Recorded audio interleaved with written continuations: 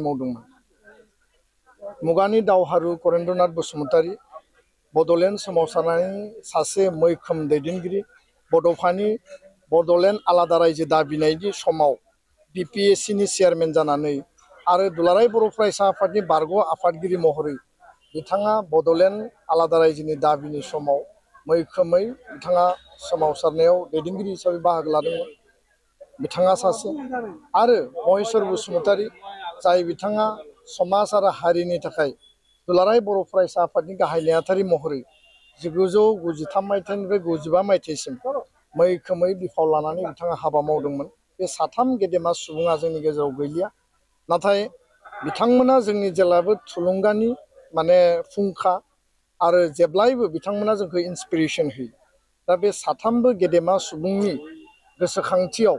जोङो जुगामि मोनसे मुसुखा बेखेवनानै बा मुसुखा गायसननानै बिथांमोननि महर मुस्रि बिथांमोननि फिल'सफि बिथांमोननि जे प्रिन्सिपलखौ जों जेब्लायबो इन्सपिरेसन हिसाबै जाहाथे मोननो हायो आरो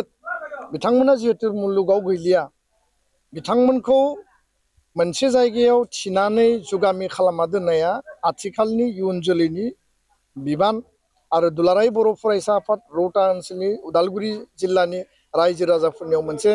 आपिल आरो दाबि दङमोन आरो बे आपिल आरो दाबिखौ दुलाराय बर' फरायसा आफादा बिटिआरनि मानगोनां चिफ प्रमद बर' बिथांनि खाथियाव लाखिदोंमोन आरो मानगोनां चिफ बिथाङा जोंनि जे रिकुवेस्ट बेखौ मान होनानै साथामबोनि मुसुखा गायसननायनि थाखाय बेयाव पार्क मोनसे बिथाङा सेंसन खालामदोंमोन दिनै बेखौ जोङो ज'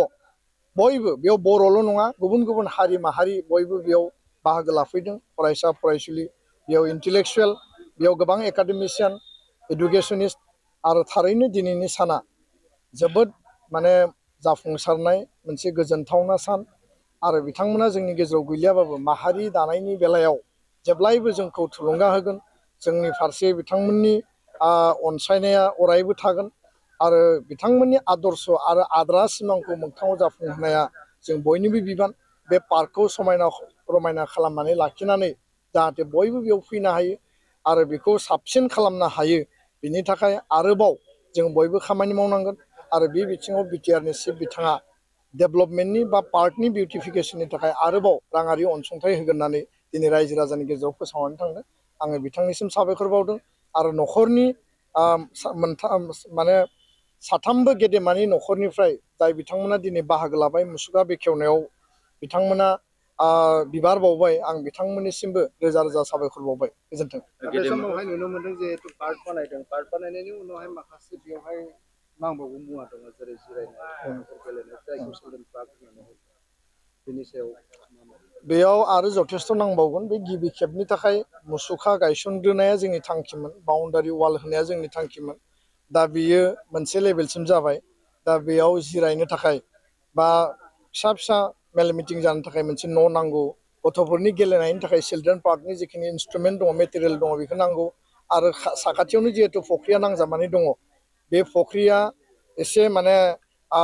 खाथियाव दङ बेखायनो बिनि थाखाय गार्ड वाल प्रटेक्शननि थाखाय आरो बिउटिफिकेसननि थाखाय गोबां खामानि मावनांगौ दङ दा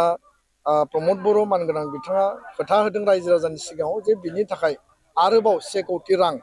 बेयाव होगोन होननानै रायजो राजानो बिथाङा कमिटमेन्ट होना गालांदों आरो बेखौ मावफुंनो हायोबा जथेस्थ' बेखौ मोनसे लेभेलाव इमप्रुभ खालामनो हागोन। गेदेमा बिथांमोननि जिउ जारिमिनखौ गोजोर खालामनो खौरां बा जारिमिनारि मोनसे जोबबावनायनि बाथ्रा बुंदों बे बिथिङाव दुलाराय बर' फरायसा थारैनो बियो गोजोनथावना बाथ्रा आरो बेयाव बिटिआरनि चिफ मानगोनां बिथाङा एनाउन्स खालामदों जे ओनसोलनि रायजो राजा मेलेमजिबि गोरों गोरा ज' मोनसे कमिटि दानानै साथामबो गेदेमा सुबुं बिथांनि आबुं जिउ जारिमिन सुजुनांगौ आरो बे जिउ जारिमिना बर' माहारिनि बर' आन्दलननि सोमावसारनायनि बर' राव थुनलाइखौ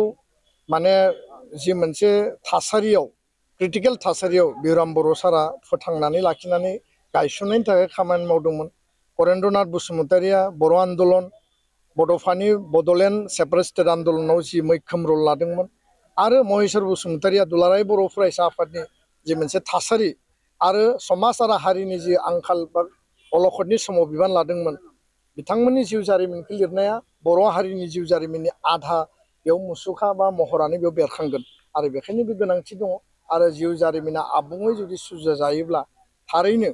बिथांमोनजों खामानि मावफांनाय दैदेनगिरि गेदेमा बिथांमोना दिनैबो गोथाङै दङ बिथांमोननिफ्रायनो सर्सखौ लानानै जोङो जिउ जारिमिनखौ सुजुनांगोन आरो बेयो जोंनि थाखाय मोनसे गेदेर खामानि बे खामानिखौ जों उननि समाव सावरायलायनानै जोङो इमप्लिमेन्ट खालामगोन आं बे खोथाखौ फोरमायबाय गोजोन्थों हप्तासे जायो पिजिटि आरो जिटिनि रिजाल्टखौ लानानै गोबां दावराव जादों मैयाबो बेयाव दुलाराय बर' फरायसाफोरनि जाहोनाव ना मोनफ्रोमबो एन्ट्रेन्स एग्जाम रिक्रुटमेन्ट एग्जामनि उनाव रिजाल्ट ओंखारो आरो रिजाल्टनि उनाव रिक्रुटमेन्ट बा सिलेक्शन प्रसेसा जानायनि उनाव बेखौ एपइन्टमेन्ट होनाय जायो दा बेयाव इन्डिभिजुवेलि केन्डिडेटफोरा जायफोरा एप्लाइ खालामदोंमोन जायफोरनि एक्सपेक्टेसन दंमोन बयनियावबो गावबा गावनियाव मोनसे हिसाब निकास थायो आरो ग्रिभेन्सेसफोर थायो आरो बिथांमोनाबो सानदों जे मेरिटनि आधाराव आंबो मोननांगौमोन बैबो मोननांगौमोन आङो बै खालिबो बुंदों गोबां केन्डिडेटआ जोंनियावबो माखासे कमप्लेन होफैदों जे बिथांमोननि जि एन्सार कि दङ बे एन्सार कि मथे बिथांमोना बुरजा नम्बर मोननांगौमोन खिन्थु बिथांमोननि सेलेक्शन बा मेरिटआव फैयाखिसै दा बे मेटारखौ लानानै director of education Jagdish Prasad ब्रह्मखौ टेलिफनिक बुंनाय जादों आरो जोंनिफ्राय बिथांखौ खावलायनायबो जादों